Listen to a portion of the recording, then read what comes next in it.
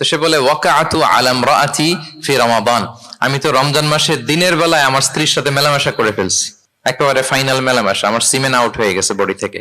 এজন্য সে অস্থির হয়ে রাসূল সাল্লাল্লাহু আলাইহি ওয়াসাল্লামের কাছে এসে, ইয়া রাসূলুল্লাহ আমি তো শেষ, আমারে বাঁচান, আমারে বাঁচান। কি হয়েছে?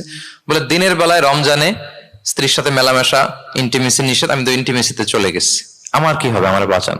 তো আপনারা জানেন যে ইচ্ছাকৃত যদি কেউ রোজা ভাঙে, আমি আপনাদেরকে বোঝাচ্ছি হচ্ছে ফ্লেক্সিবিলিটি, ইসলাম যে কতটা ফ্লেক্সিবল এটা আগে মাথায় রাখেন, যে what is the essence of flexibility in Islam, কতটা ফ্লেক্সিবল ইসলামের নিয়ম কানুন আর তাইসির।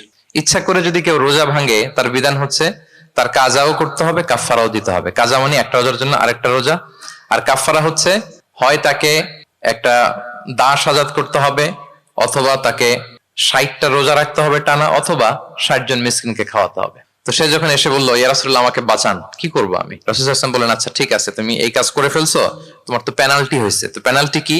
তো বলে যে, রাসূল সাল্লাল্লাহু আলাইহি ওয়াসাল্লাম বলেন যে তুমি একটা দাস আজাদ করে দাও। বলে, ইয়া রাসূলুল্লাহ এই সক্ষমতা আমার নাই, আমি দাস আজাদ করবো কোত্থেকে?